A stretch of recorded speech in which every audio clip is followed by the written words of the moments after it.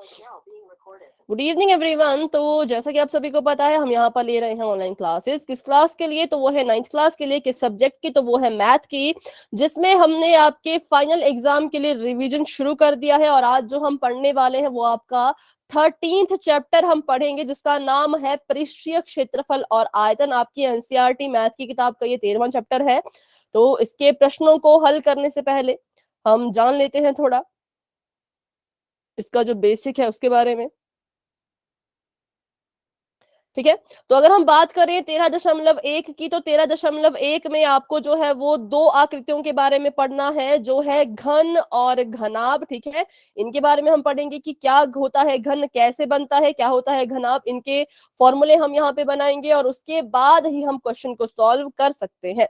तो जो आपके पास, सबसे पहले तो आपको ये पता होना चाहिए कि हमारे पास जो है वो कुछ तरह की वो होती है, आकृतियां होती हैं। ठीक है, जिनको हम कहते हैं द्विबीमीय आकृतियां और त्रिबीमीय आकृतियां। द्विबीमीय का मतलब होता है 2D शेप्स। जो 2D होता है, जिसको हम पेपर पे बनाते हैं और उसके हमें सिर्फ दो ही आयाम दिखते हैं, उसको हम 2D शेप कहते हैं। और एक होती है हमारे पास 3D शेप्स, जिसके हमें पेपर पे, देखो इसको भी हम कागज पे बनाएंगे, इसको भी हम कागज पे बनाएंगे, लेकिन इसके हमें सिर्फ दो आयाम दिखेंगे, इसके हमें तीन आयाम दिखेंगे। कहा हमने 2D और दूसरी आकृति को कहा हमने 3D। 2D जो हमारी शेप्स होती हैं, इन्हीं की मदद से 3D आकृति बनती है। 2D शेप में पहला एग्जांपल है त्रिभुज, दूसरा एग्जांपल है वर्ग, ठीक है, तीसरा एग्जांपल है आयत, और चौथा हमारे पास जो एग्जांपल है वो है वृत्त। Good evening everyone. तो ये हमारे पास क्या है, 2D शेप्स है। इसके हमें जो है वो दो आयाम कह सकते हैं कि हमें दिख रहे हैं। ठीक है, आयत और वर्ग की बात करें तो समझ आता है, इसमें उतना एक्सप्लेन नहीं कर पाते, लेकिन हाँ इसमें हमें दिख रहे हैं एक लंबाई तो एक चौड़ाई। अब इन्हीं 2D शेप्स की मदद से 3D शेप बनती है, 3D आकृतियां बनती हैं, जिसमें सबसे पहले जो आकृति है वो है घन। ठीक है, घन जो है वो किसकी मदद से बनता है? तो घन आपका वर्ग की हेल्प से बनता है। अगर आपको घन बनाना है तो आपको कुछ वर्ग लेने पड़ेंगे। कितने वर्ग लेने पड़ेंगे उसके बारे में बात करेंगे, तो आपका बन जाएगा घन। अगर आपको घनाभ बनाना है तो आपको लेना पड़ेगा आयत। आयत की मदद से आपका जो है वो घनाभ बनता है। ठीक है, अब मैं इसको फटाफट से बस बना रही हूं ताकि आपको बस समझाने के लिए। और तीसरी आकृति होती है जिसे हम कहते हैं बेलन। तो बेलन के लिए एक हमारा लगता है आयत और दूसरा हमारे लगते हैं दो सर्कल, मतलब दो वृत्त, और हमारा जो है वो बेलन बन के तैयार हो जाता है। फिर चौथी आकृति है हमारे पास शंकु, या फिर जिसको आप कोन भी कहते हो, कुछ ऐसी वो होती है,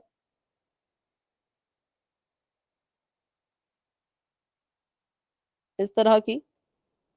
ठीक है, और आखिरी है स्फीयर। अब स्फीयर मैं बनाऊंगी, सॉरी उसको गोले को मैं बनाऊंगी, तो गोला और वृत्त अभी आपको देखने में सेम ही लगेगा, लेकिन फिर भी जो गोला होता है वो थोड़ा अलग होता है अगर उसको हम वृत्त से कंपेयर करें तो। ठीक है, गोला आपका कुछ अलग होता है, अभी वो नहीं बन पाएगा अच्छे से, लेकिन हाँ जब हम आप उसको देखोगे तो आप समझ जाओगे कि गोले और वृत्त में क्या अंतर है। तो ये 2D शेप्स है और ये 3D शेप्स है। 3D शेप्स 2D शेप्स की मदद से ही बनाई जाती है, ये हमें पता होना चाहिए। तो ये जो आपकी प्रश्नावली है ये 2D शेप्स के बारे में नहीं, ये 3D शेप्स के बारे में है। तो हम अब एक एक करके इनके बारे में जानते हैं कि क्या है ये। अभी हम सिर्फ घन और घनाभ के बारे में जानेंगे, क्योंकि वही पहली प्रश्नावली उन दोनों पे ही आधारित है। तो पहले मैं एक घन बना देती हूँ, आप भी इसे अपनी कॉपी पे चाहें तो नोट कर सकते हैं। ठीक है,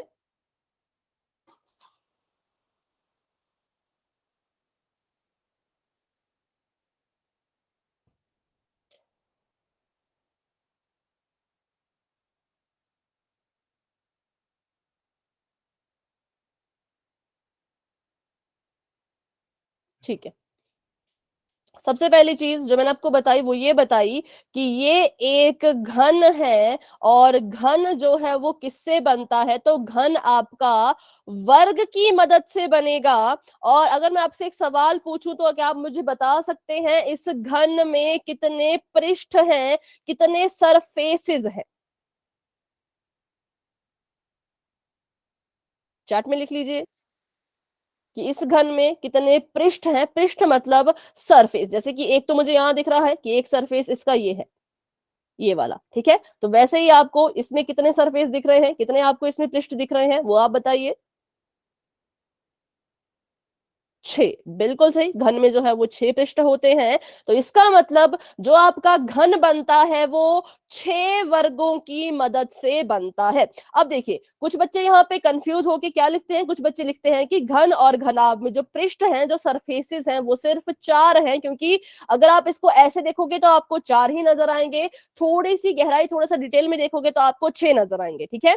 तो कुछ बच्चे कहते हैं 4। तो इस कंफ्यूजन को दूर करने के लिए मैं आपको एक एडवाइस देती हूँ, एक ट्रिक मैं आपको बताती हूँ कि आपने क्या करना है। घन और घनाभ को अपने कमरे के साथ उसकी आपने तुलना करनी है, चाहे फिर वो आपका एग्जामिनेशन रूम हो जहां पे आप एग्जाम दे रहे हो, उस कमरे को देख लो, या जिस जिस कमरे में आप अभी बैठे हो उस कमरे को देख लो। कमरा भी या तो घन के आकार का होता है या तो ये घनाभ होता है। अब गिनिए आपके कमरे की कितनी सतहें हैं, कितने उसमें सरफेसेस हैं। तो सभी बच्चे कहेंगे कि हमारे कमरे में 4 दीवारें हैं, ठीक है, एक छत है और एक फर्श है। तो सेम वैसा ही आपके घन और घनाभ के साथ भी होता है। इनके पास भी 4 दीवारों की तरह सतह होती है, जो कि आगे पीछे दाएं बाएं होती है। एक इनके पास भी छत मतलब कि ऊपर की तरफ को सतह होती है, और एक इनके पास फर्श मतलब कि नीचे की तरफ को सतह होती है। इसलिए हम कहते हैं कि घन और घनाभ के जो पृष्ठ हैं वो 6 होते हैं। इसलिए हम कभी भी 4 नहीं कहेंगे, हमेशा 6 कहेंगे। किससे इसको कंपेयर करना है, इसकी तुलना किससे करनी है, तो जिस भी कमरे में आप बैठे हुए होंगे उसके साथ इसकी तुलना कर लेना, आपको समझ आ जाएगा कि इसमें कितने पृष्ठ हैं। क्यों मैं ये बता रही हूँ, क्योंकि बहुत इंपॉर्टेंट है। इससे आपके बड़े सवाल हल करने में ये मदद करेगा, फॉर्मूला बनाने में ये आपकी मदद करेगा।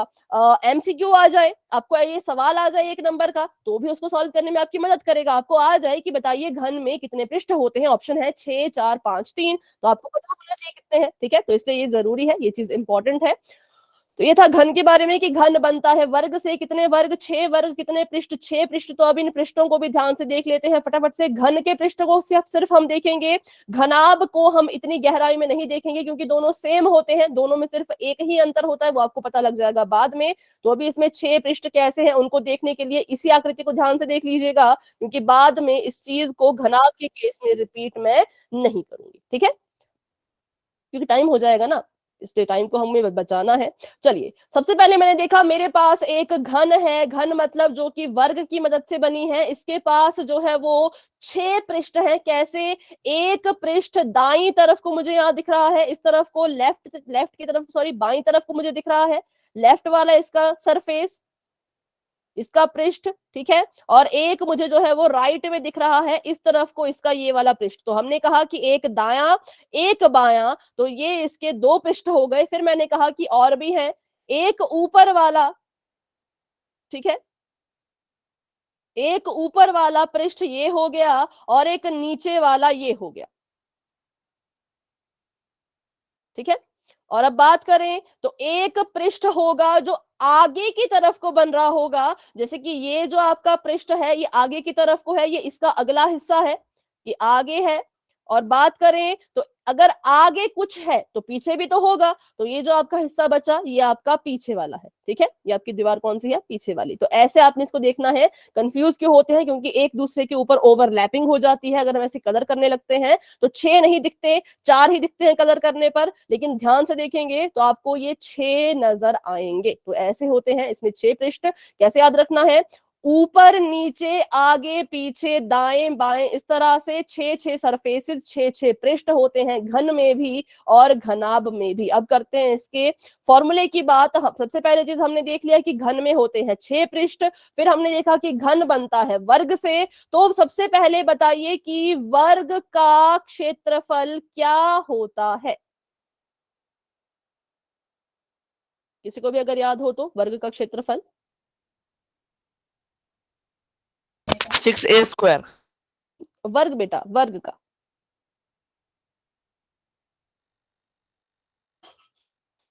वर्ग आपका ये इतना सा जो है,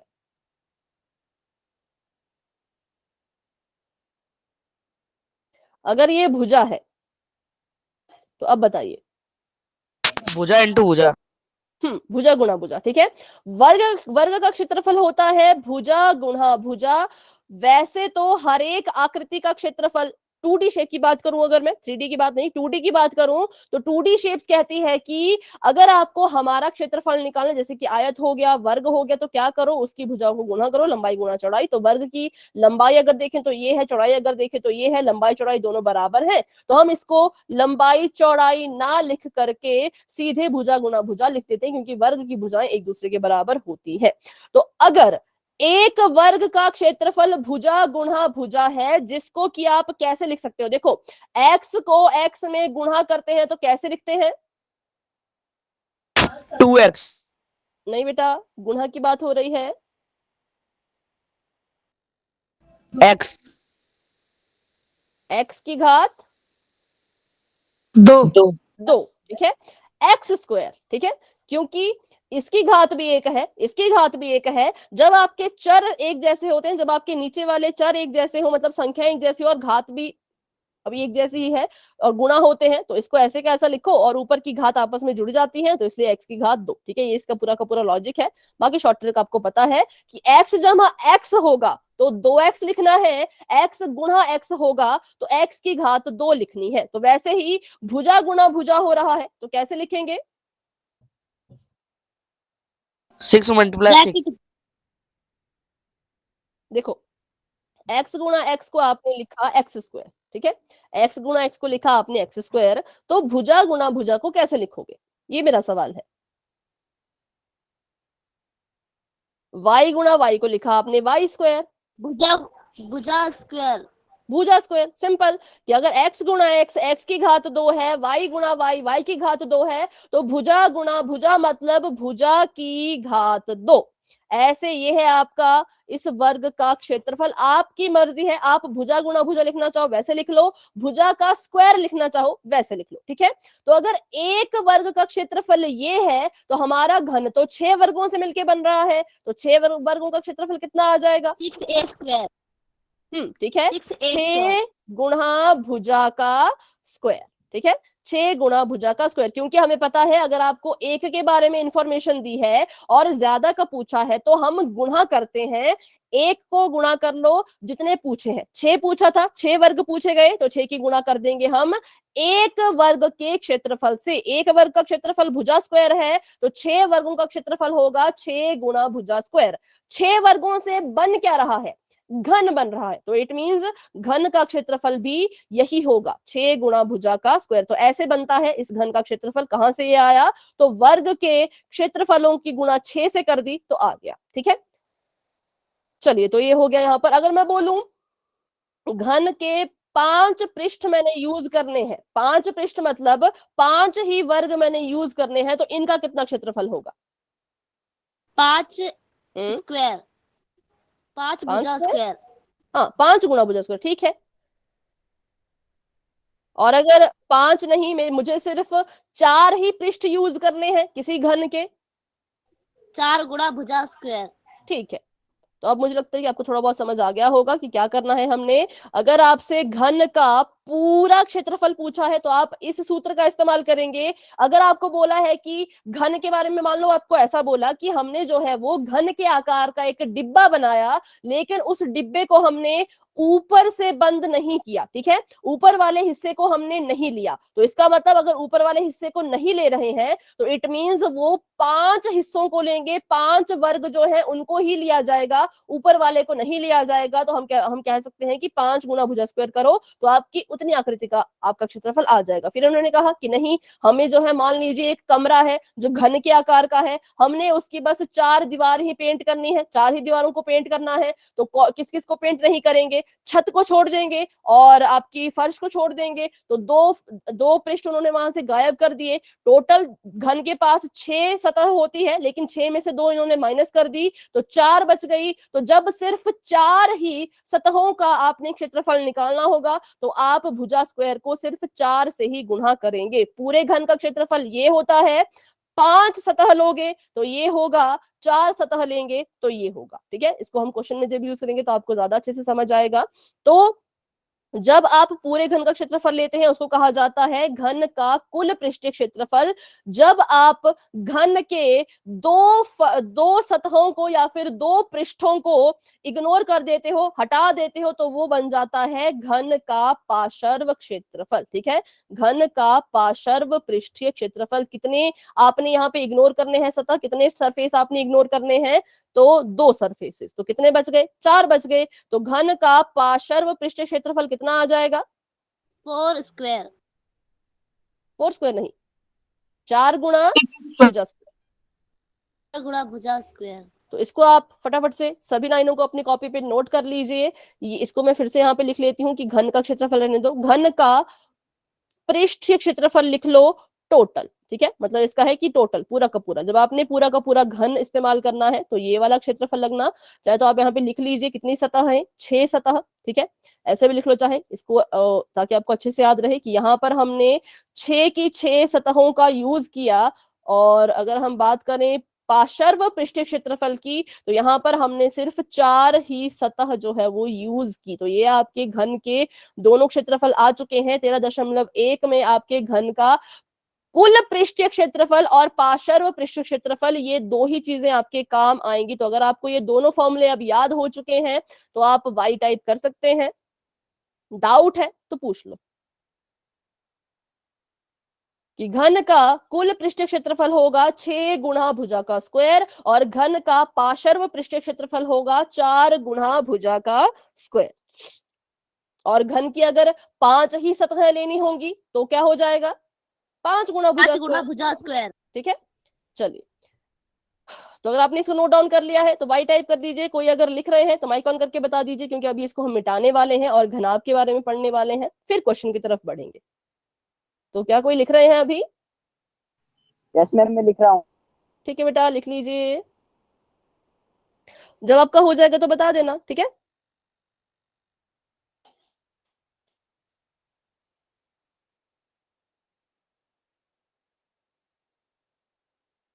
और घन की भी सारी भुजाएं बराबर होती हैं, क्योंकि घन बना है वर्ग से। जब वर्ग की सारी भुजाएं बराबर, तो घन की भी तो सारी भुजाएं बराबर ही मानी जाएगी। ठीक है,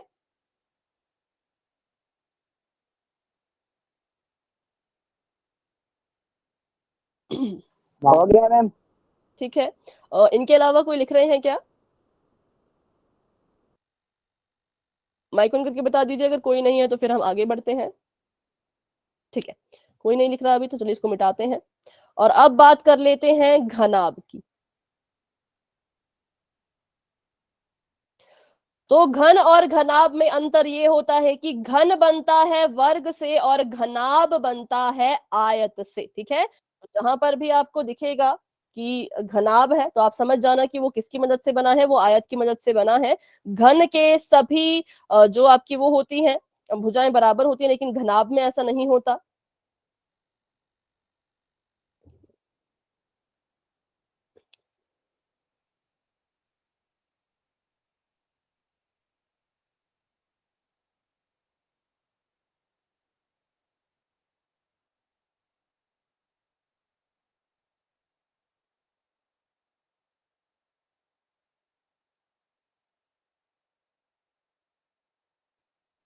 ठीक है,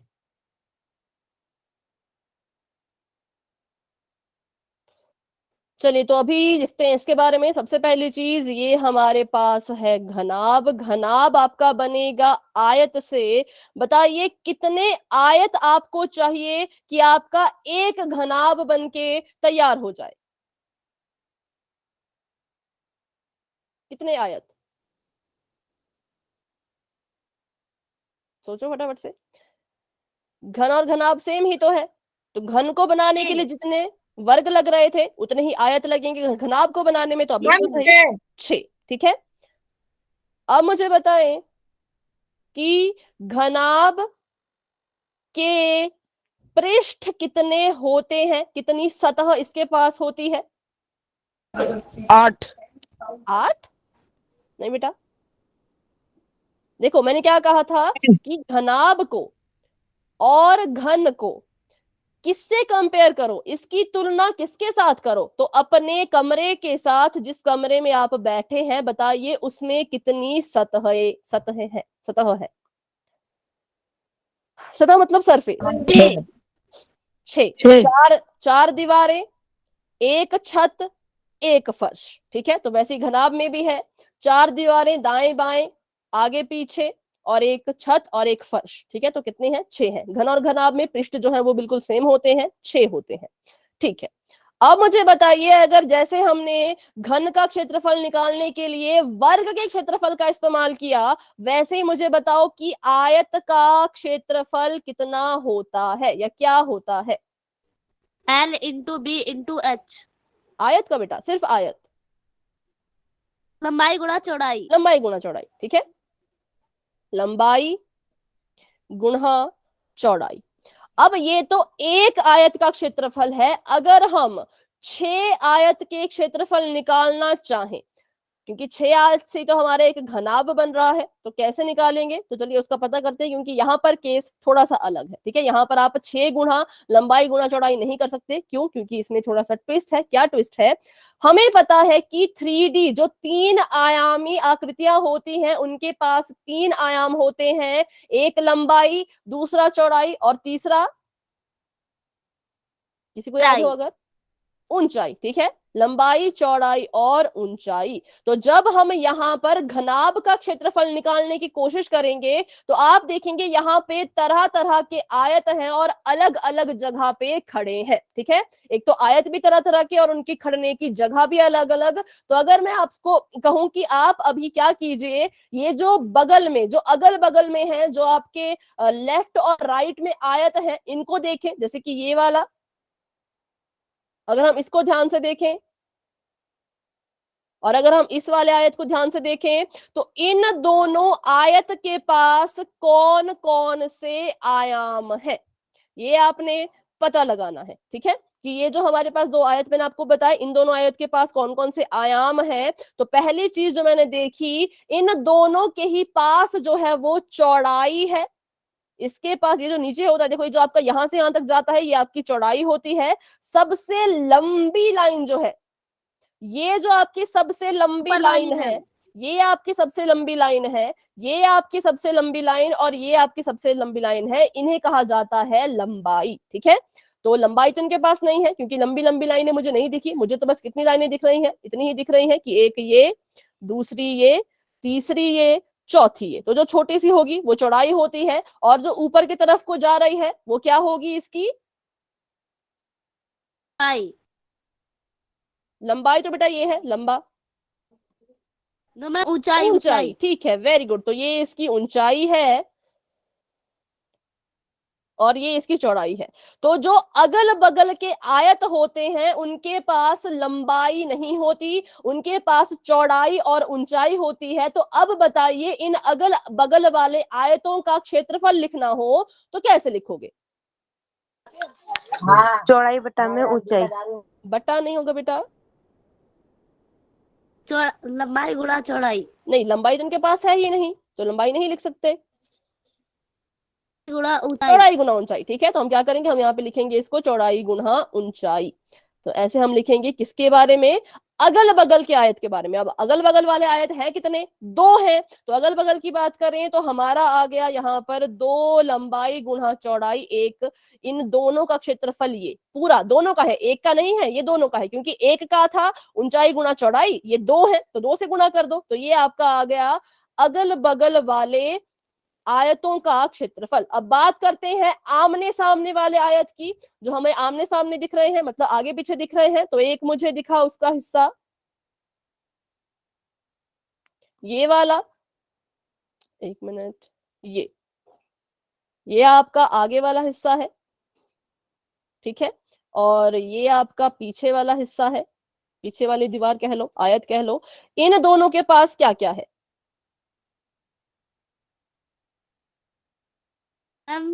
लंबाई। ठीक है।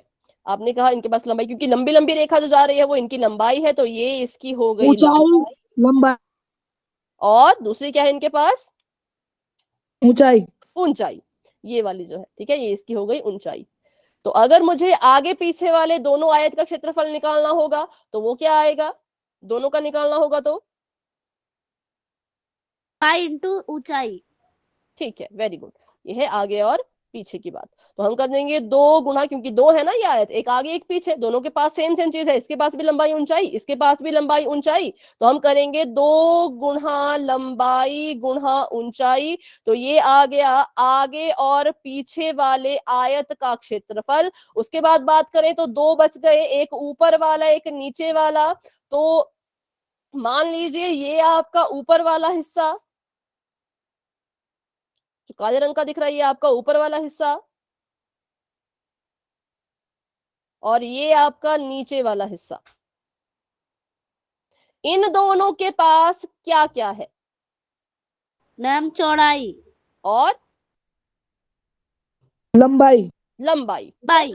ये लंबी लंबी लाइनें हो गई इनकी लंबाइयां, और ये जो है ये हो गई इनकी चौड़ाइयां। ठीक है, तो अगर हम ऊपर नीचे वाले का निकालें क्षेत्रफल, तो ये कितना आ जाएगा, 2 गुना चौड़ाई इंटू लंबाई, या लंबाई लंबाई इंटू चौड़ाई। चौड़ाई। ठीक है, किसका, तो ये है आपका ऊपर और नीचे वाले आयत। अब हमने क्या करना है, हमने जो है वो सभी आयतों के एक तो अलग अलग से वो निकाल दिए क्षेत्रफल, अब इन सभी क्षेत्रफल को जोड़ देंगे, तभी तो इस पूरे घन की हमें क्षेत्रफल का पता लगेगा। अगर हम क्या करें, हर एक आयत के क्षेत्रफल को एक दूसरे के साथ जोड़ देंगे, तभी तो हमें पता लगेगा कि हमारा जो ये 6 के 6 आयत से जो घनाभ बन रहा है, इस घनाभ का क्षेत्रफल, इस घनाभ का कुल पृष्ठीय क्षेत्रफल कितना होगा। कैसे पता लगेगा, तो इन सभी आयतों के क्षेत्रफल को जोड़ करके। तो जोड़ते हैं इनको। तो जब मैंने 2 अगल बगल वाले आयतों का क्षेत्रफल लिखा, तो वो आ गया 2 गुना, बी हाँ बी अभी, एच। हाँ चौड़ाई गुना ऊंचाई, ऐसे मैं इसको हिंदी में लिख रही हूँ। फिर जमा करेंगे इसमें आगे पीछे वाले आयतों का क्षेत्रफल, तो ये आ जाएगा लंबाई गुना ऊंचाई, और उसके बाद इसमें फिर से हम जोड़ेंगे अभी, तो ऊपर नीचे वाले आयतों के क्षेत्रफल को, जो कि है 2 गुना लंबाई गुना चौड़ाई। ठीक है, अब मुझे बताइए, हमने जो है वो फैक्टर पढ़े हैं, गुणनखंड पढ़े हैं, तो इनमें से क्या चीज है जो हम कॉमन ले सकते हैं, जो इन तीनों के पास है? लंबाई गुणा चौड़ाई। नहीं बेटा, तीनों के पास नहीं है। जो तीनों के पास आपको दिख रही हो एक ऐसी चीज जो इन तीनों के पास हो, कौन है वो? ऊंचाई। नहीं, देखो ऊंचाई इसके पास है, इसके पास नहीं है। चौड़ाई इसके पास है, इसके पास नहीं है। लंबाई इसके पास है, इसके पास नहीं है। ध्यान से देखो। मैम दो। ओ वेरी गुड, 2 है। ठीक है, तो 2 को हम ले लेंगे कॉमन, 2 मैंने यहाँ पे कॉमन ले लिया। तो बताइए पहले पद के पास, मतलब कि इसके पास क्या बचा? चौड़ाई और ऊंचाई।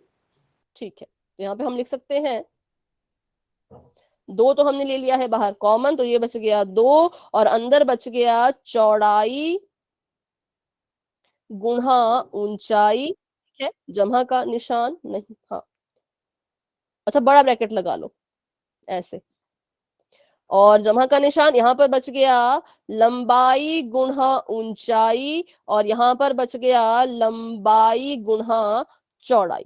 थोड़ी जगह कम है इसलिए इसको मैं,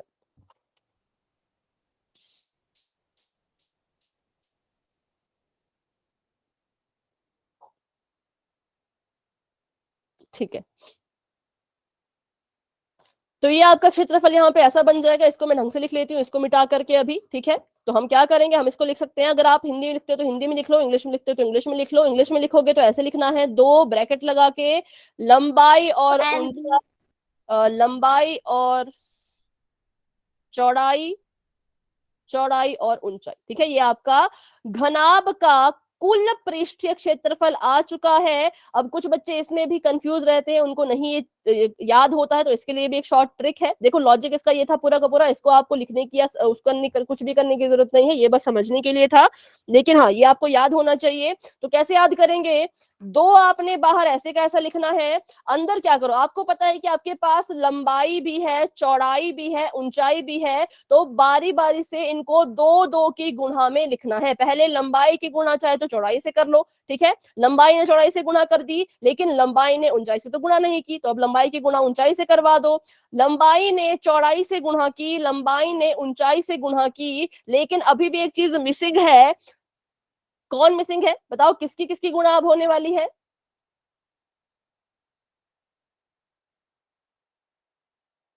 फिर से सुनिए, लंबाई ने गुणा की चौड़ाई से, चौड़ाई ने गुणा की लंबाई से, ठीक है, लंबाई ने गुणा की ऊंचाई से, ऊंचाई ने गुणा कर दी लंबाई से, लेकिन चौड़ाई और ऊंचाई की तो आपस में गुणा हुई ही नहीं। तो ऐसे आप इसको जो है वो पता करके लिख सकते हैं। ये आपने लिखना है कि तीनों का एक तीसरे के साथ, एक दूसरे के साथ गुणा होना ही चाहिए, ठीक है। तो ऐसे आप इसको लिख सकते हो, जैसे मर्जी लिखो, ऑर्डर आपके पास है, आप इसको जैसे मर्जी लिखना चाहो लिख लीजिए, लेकिन तीनों की गुणा होनी चाहिए। ऐसा ना करें कि लंबाई की गुणाई कर दी चौड़ाई से, चौड़ाई की गुणा कर दी ऊंचाई से, और लंबाई और ऊंचाई को किया ही नहीं। ऐसा ना करें, आपको याद रखना है कि तीन यहाँ पर चीजें आती हैं, तो ध्यान से देख देख के करिएगा कि कौन सी चीज मिसिंग है, ठीक है। तो चलिए अभी के लिए इसको अगर कोई लिख रहे हैं तो लिख लीजिए। लिखना सिर्फ आपने यही है जो आपका ये है फॉर्मूला, बाकी आपको कुछ भी लिखने की जरूरत नहीं है। ये सब आपको बस समझाने के लिए था कि कैसे कैसे करके इन्होंने फॉर्मूला डिराइव किया है, फॉर्मूला बनाया है। ये समझने वाला पार्ट था, लिखने वाला पार्ट है इसका फॉर्मूला, तो आप उसको लिख लीजिए।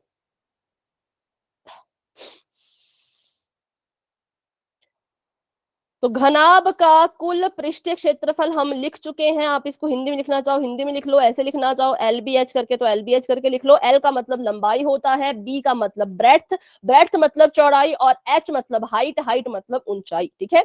ये था घनाभ का कुल पृष्ठीय क्षेत्रफल। अब बात करते हैं घनाभ के ही पार्श्व पृष्ठीय क्षेत्रफल की। जैसे हमने घन का किया वैसे घनाभ का करेंगे। घनाभ का पार्श्व पृष्ठीय क्षेत्रफल, इसकी एक्सप्लेनेशन थोड़ी सी लंबी चली जाएगी, इसलिए इसको हम एक्सप्लेन नहीं करेंगे, इसको हम डायरेक्ट याद करेंगे। तो इसको याद कीजिए, और इसका जो आपका होगा फॉर्मूला वो होगा 2 गुणा लंबाई जमा चौड़ाई गुणा ऊंचाई, ठीक है।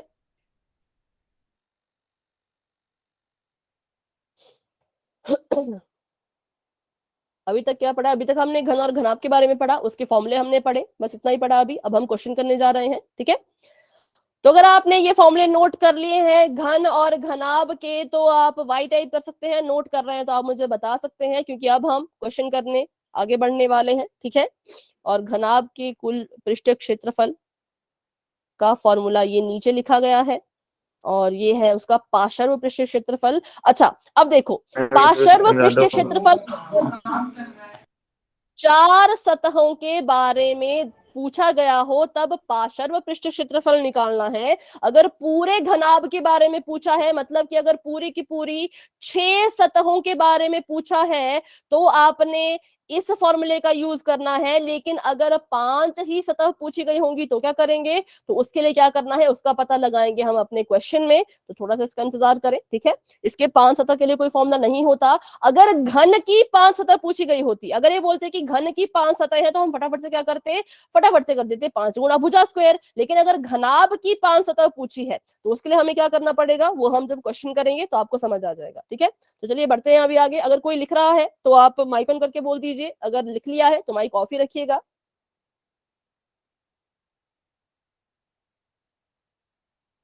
मैम 1 मिनट रुक ठीक है, जाओ। ठीक है, ठीक है।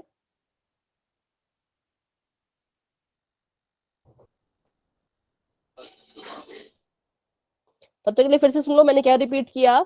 घनाभ की अगर 6 की 6 सतहों के बारे में पूछा गया हो, पूरे घनाभ का क्षेत्रफल पूछा गया हो, तो कुल पृष्ठीय क्षेत्रफल का फॉर्मूला यूज करेंगे ये वाला। अगर सिर्फ 4 ही सतह पूछी गई हो, छत को और फर्श को इग्नोर करने की बात कर रहे हो, तो ये पार्श्व पृष्ठीय क्षेत्रफल लगेगा। लेकिन अगर 5 सतह पूछी जाए, ठीक है, कि 6 सतह भी नहीं चाहिए, 4 भी नहीं चाहिए, 5 सतह चाहिए, मतलब कि ऐसा समझ लो छत नहीं चाहिए, दीवारें और फर्श चाहिए, या फिर फर्श नहीं चाहिए, छत और दीवारें चाहिए, तो 5 सतह चाहिए। तो इसके लिए क्या करना है वो हम जब सवाल हल करेंगे तब समझेंगे, ठीक है। किस केस में? तो घनाभ के केस में। अगर यही चीज घन के केस में हो रही होती, 6 सतह पूछी जाती है अगर घन के केस में, तो हम लिखते 6 गुणा भुजा स्क्वायर, ठीक है।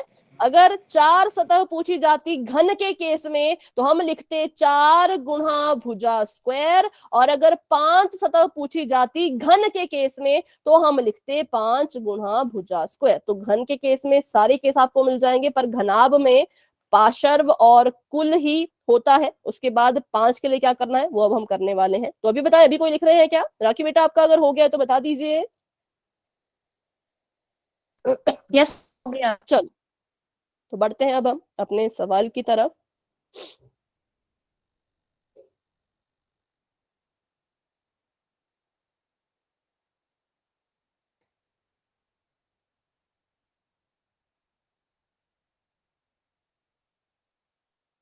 चलिए, प्रश्नावली 13.1 का सवाल कुछ इस तरह का है कि 1.5 लंबा, 1.25 मीटर चौड़ा और 65 सेंटीमीटर का गहरा प्लास्टिक का एक डिब्बा बनाया जाना है। इसे ऊपर से खुला रखना है। तो आ गया, इसे क्या करना है?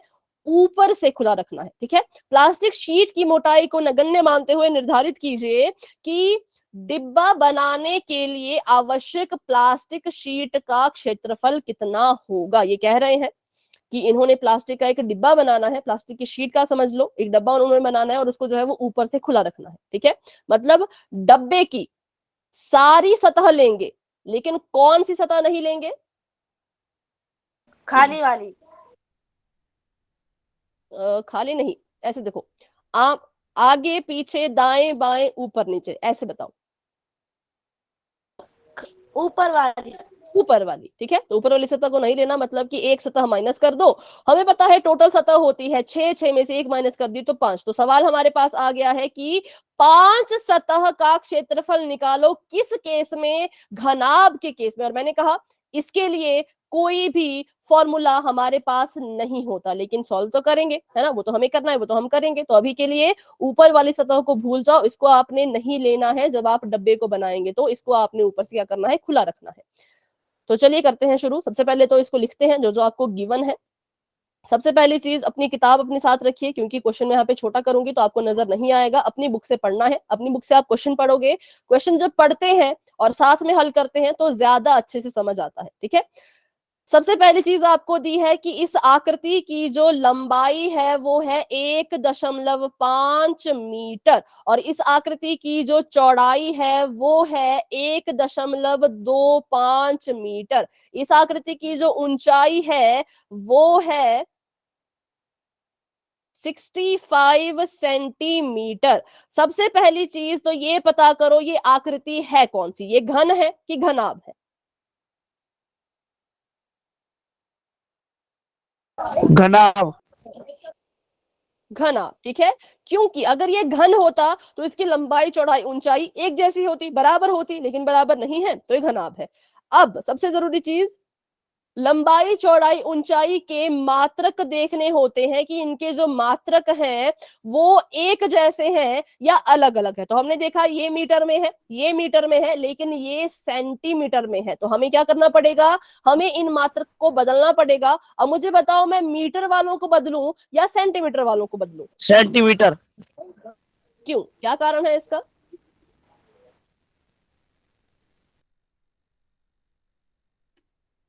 ठीक है, तो मैं आपको रीजन बताती हूँ।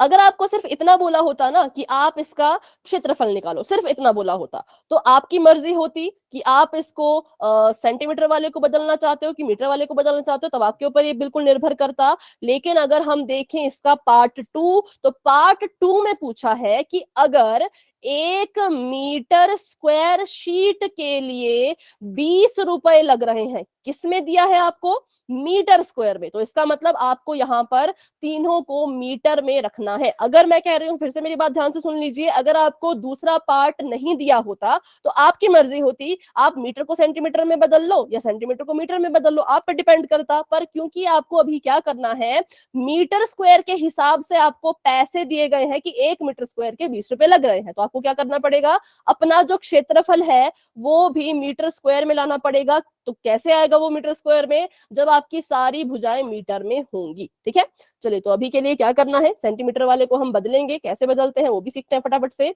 हमें पता है 1 मीटर में 100 सेंटीमीटर होते हैं, है ना। 1 मीटर में कितने सेंटीमीटर होते हैं, 100 सेंटीमीटर होते हैं। सेंटीमीटर। तो बताइए 1 सेंटीमीटर में कितने मीटर होंगे। 1000 सेंटीमीटर। 100। नहीं, वो तो 1 मीटर में 100 सेंटीमीटर है। ठीक है ये भी मुश्किल नहीं है, बहुत आसान है निकालना। जब हम लिखते थे कि मैम, दो, हाँ कोई कुछ बोल रहा है। मैम 1000। नहीं, अभी के लिए गलत आंसर आ रहे हैं बच्चों। 2 जमा एक्स मैंने बराबर है। क्वेश्चन और रिपीट कर, हाँ जी बेटा, क्वेश्चन एक बार और रिपीट करना। क्वेश्चन ये है कि अगर 1 मीटर में 100 सेंटीमीटर होते हैं तो 1 सेंटीमीटर में कितने मीटर होंगे। मैम मैम 1000 बता। 1000 तो नहीं होगा, अगर आप 1000 कह रहे हैं तो 10 भी नहीं होगा। चलो सीखते हैं, पहले सीखेंगे ठीक है, फिर मुझे बताना। 100 मीटर। नहीं बेटा, ये भी गलत है। देखो जब हमने 10,000। लिखा है, नहीं, 1000, 1000 और 100 इनमें से कुछ भी नहीं है, 10 भी नहीं है। ठीक है, क्या है तो उसका मैं आपको ये समझाऊंगी, उसके बाद आपने खुद 200। पता करना। 100 भी नहीं है बेटा, 1 भी नहीं है, कुछ भी नहीं है। रुको अभी, रुको पहले समझो। अगर मुझे x की वैल्यू निकालनी होती है तो हम x को यहाँ अकेला छोड़ते हैं और यहाँ पे 10 में से माइनस करते हैं 2 को, क्योंकि 10 यहाँ 2 यहाँ पे जमा कर रहा था, वहां जाके माइनस कर देगा।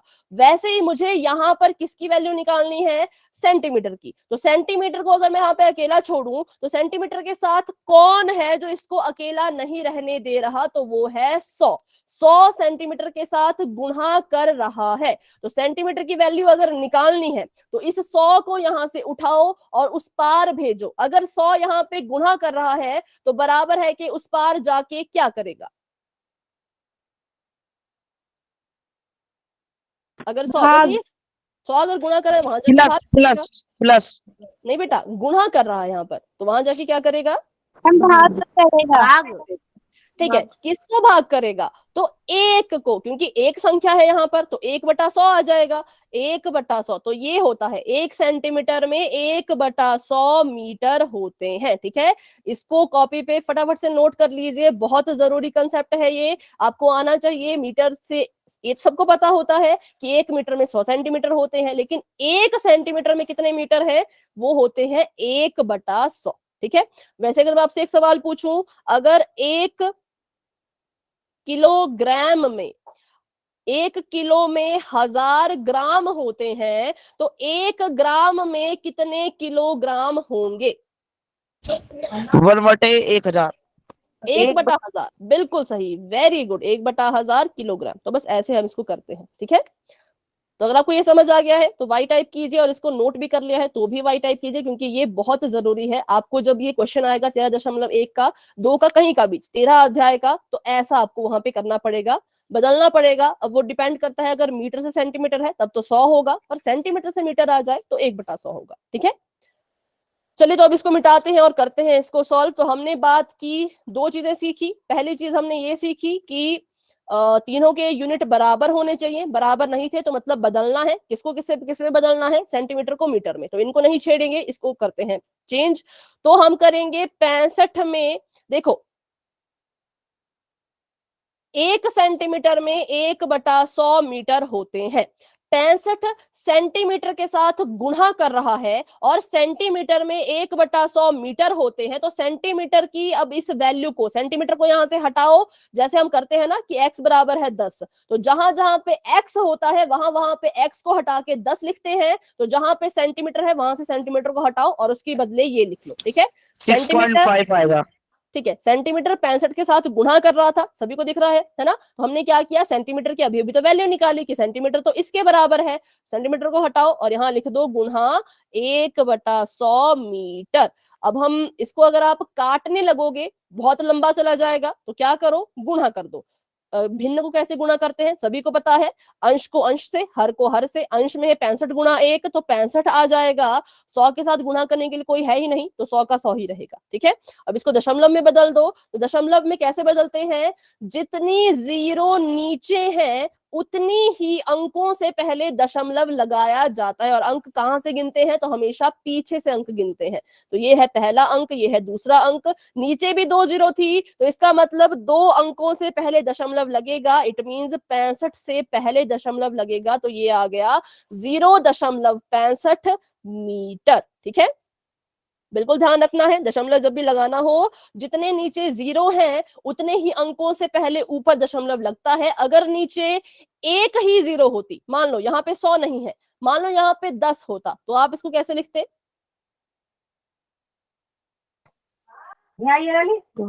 की दशमलव आती। फिर से बताएं। 6.5 बिल्कुल सही, क्योंकि नीचे एक ही जीरो है तो ऊपर भी एक ही अंक से पहले दशमलव लगेगा 6.5, क्योंकि अंक कहां से गिनते हैं, पीछे से। आगे से कभी मत गिनना, पीछे से गिनते हैं। ठीक है, तो ये था इसके बारे में। अभी हमने बस इसको कन्वर्ट करके ही लिखा है। तो ये आगे हमारे पास अब तीनों भुजाएं एक ही आयाम में मीटर में। अब बात करते हैं कि इस सवाल को कैसे हल करेंगे। तो जब भी आपको कभी ऐसा सवाल आता है जिसमें आपको 5 ही सतह यूज करनी होती है, उसके लिए कोई एक फॉर्मूला तो नहीं है, लेकिन एक तरीका है। वो तरीका क्या है, वो तरीका ये है, पहले उस आकृति का, उस घनाभ का कुल पृष्ठीय क्षेत्रफल ज्ञात कीजिए। उस घनाभ का कुल पृष्ठीय क्षेत्रफल ज्ञात करो और उसके बाद जिस सतह को नहीं लेना है उसका भी क्षेत्रफल ज्ञात करो। ठीक है, जो सतह हमारे पास है जिसको ये लेने के लिए मना कर रहे हैं उस सतह का भी उसका भी क्षेत्रफल ज्ञात करो और कुल में से उसको माइनस कर दो। तो अभी हम क्या करेंगे, अभी हम इस पूरे घनाभ का कुल पृष्ठीय क्षेत्रफल निकालेंगे। फिर हमें कहा कि ऊपरी हिस्सा मत लो, तो ऊपरी हिस्से का भी हम क्षेत्रफल निकालेंगे। फिर कुल में से उस ऊपर वाले के क्षेत्रफल को माइनस कर देंगे, तो हमारे पास ऑटोमेटिकली इसका दाएं बाएं का, आगे पीछे का और नीचे वाली सतह का क्षेत्रफल आ जाएगा। ठीक है, मतलब उतनी आकृति का क्षेत्रफल आ जाएगा। जो चीज नहीं चाहिए उसको पूरे में से घटा दो तो आपको आपका आंसर मिल जाएगा। बाकी आपको ज्यादा क्लियर होगा जब आप क्वेश्चन पूरा सॉल्व करेंगे तब। तो फटाफट करते हैं, समय हमारे पास है 12 मिनट, देखते 12 मिनट में हो पाता है या नहीं। सबसे पहले बताइए, तो घनाभ का कुल पृष्ठीय क्षेत्रफल निकालना है, फॉर्मूला क्या होगा।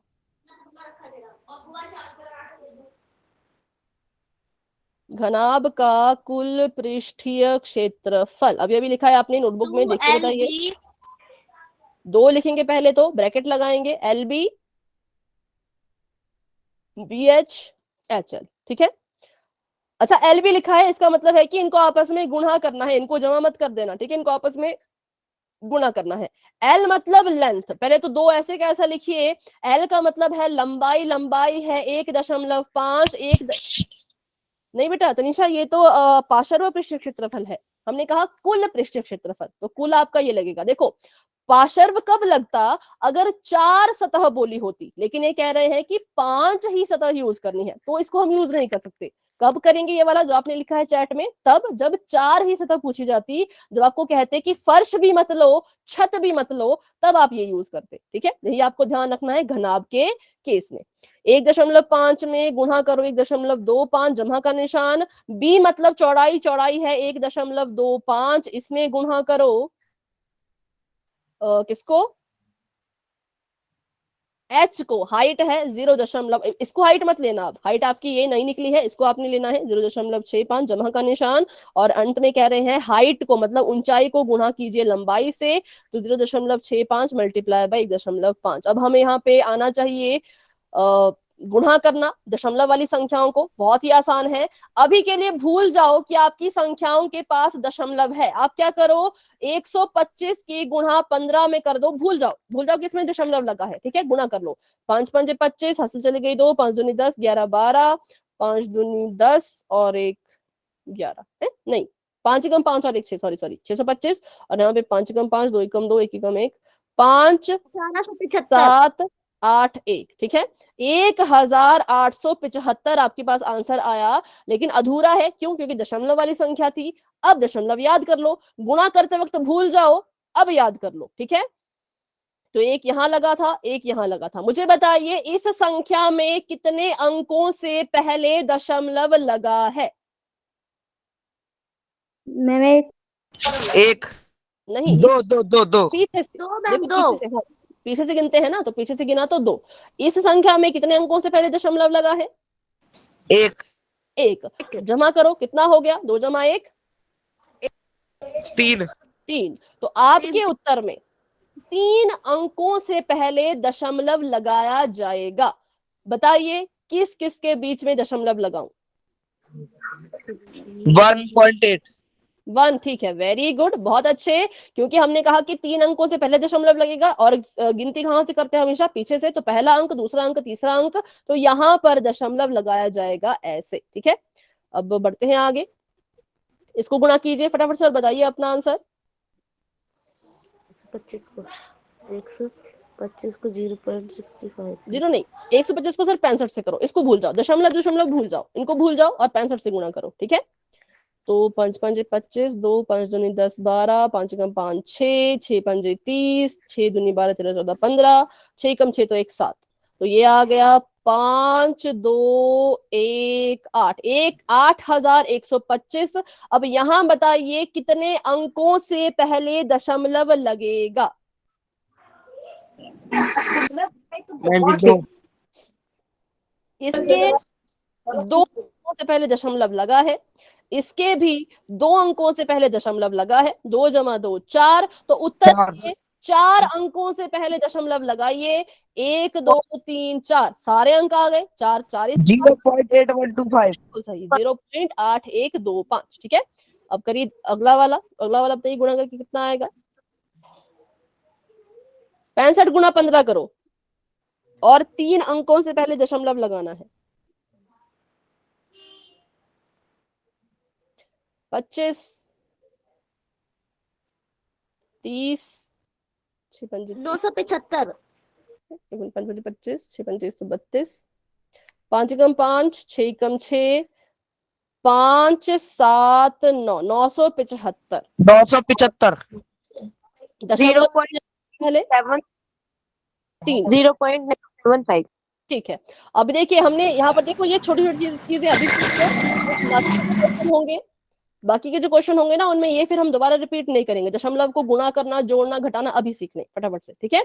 गुणा करना सीख गए कि पहले गुणा कर लो आराम से, फिर देखो कि जिन संख्याओं को गुणा किया उस एक संख्या में कितने अंकों से पहले दशमलव लगा था, दूसरी संख्या में कितने अंकों से पहले दशमलव लगा था, उनको जोड़ो और अपने उत्तर में भी उतने टोटल अंकों से पहले दशमलव लगाना है। अब बात करते हैं जमा करने की। तो जब दशमलव की संख्याओं को जोड़ना या घटाना होता है तो दशमलव के ठीक नीचे दशमलव आना चाहिए।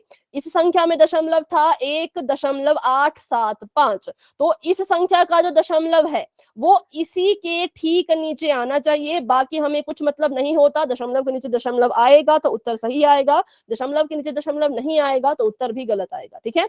तो यहाँ पे मैंने दशमलव लगा लिया, दशमलव से पहले 0 है, 0 लिख लीजिए। दशमलव के बाद है 8 1 2 5, तो वो भी मैंने लिख दिया। और यहाँ पे भी ऐसे करना है सेम, इस संख्या का दशमलव भी इसके नीचे आना चाहिए। इससे पहले 0 है तो 0 लिख दिया पहले, और बाद में है 975, तो वो भी लिख दिया ऐसे का ऐसा। अगर हम यहाँ पे दशमलव नहीं होता, ये भी देख लीजिए, अगर यहाँ पे दशमलव नहीं होता तो हम इसको लिखते 1875, और यहाँ पर हम इसको लिखते 5 2 1 8, और इसको हम लिखते 5 7 9। अगर दशमलव नहीं होता तो ऐसे लिखा जाता, लेकिन दशमलव था तो इसको हमें ऐसे लिखना पड़ा। किसके हिसाब से लिखते हैं? तो इस दशमलव के हिसाब से, ठीक है।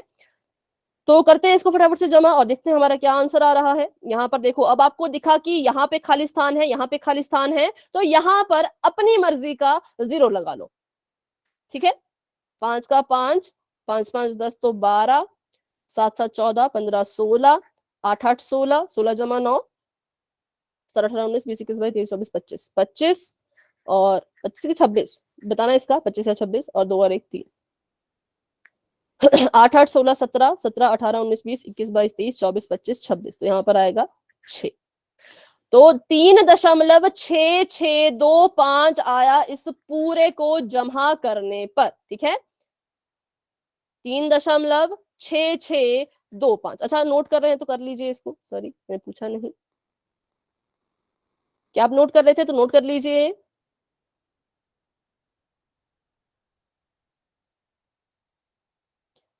कर लिया है तो देखते हैं आगे, इसको हम लिखेंगे कैसे, 2 गुणा 3.6625। अब हमने क्या करना है, अब हमने करना है इसको गुणा, तो गुणा कर लीजिए क्योंकि इन पूरे को जमा करके आ गया है 3.6625। अब 3.6625 में 2 की गुणा कर दीजिए, तो 5 दूनी 10, 2 दूनी 4 तो 1 5, 6 दूनी 12, 6 दूनी 12 तो 1 13, 3 दूनी 6 तो 1 7, 7 73,250। लेकिन क्योंकि दशमलव वाला सवाल है, मुझे बताइए यहाँ पर कितने अंकों से पहले मैं दशमलव लगाऊं।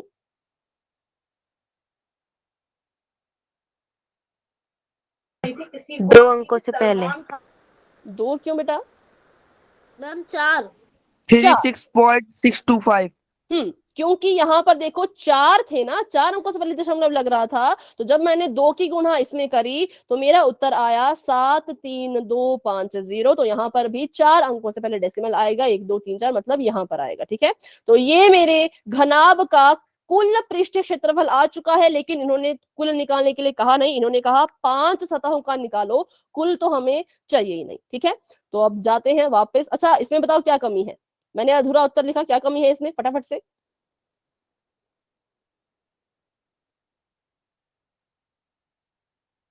इसमें कमी है मात्रक की, तो क्या मात्रक आएगा इसका? मीटर। सिर्फ मीटर नहीं, क्षेत्रफल का जो बच्चों मात्रक होता है याद रखिएगा, मीटर है, तो metre metre square. Square, centimetre होगा तो सेंटीमीटर स्क्वायर, ठीक है। मतलब स्क्वायर लगाना जरूरी है, ये आपका यूनिट। बच्चों अभी गुड नाइट नहीं है, अभी पूरे 2 मिनट है। अगर आपको क्वेश्चन नहीं सीखना तो आप क्लास को लेफ्ट करो, सीखना है तो आप क्लास में बने रहो, क्योंकि क्वेश्चन हम पूरा करने वाले हैं, ठीक है। मतलब पूरा क्या, पर हाँ सीखेंगे पूरा कैसे होगा। अब हम सबसे इंपॉर्टेंट चीज सीखेंगे कि क्या करना है। अभी अभी हमने सीखा कि अगर ऊपर वाली सतह को हम हटाना चाहते हैं तो हमें इस ऊपर वाली सतह का क्षेत्रफल निकालना पड़ेगा। ऊपर वाला आयत है, उसका अगर क्षेत्रफल निकालना है तो कैसे निकालेंगे, तो इसके पास क्या क्या है, जैसा मैंने पढ़ा था लंबाई चौड़ाई ऊंचाई, तो इसके पास क्या क्या है।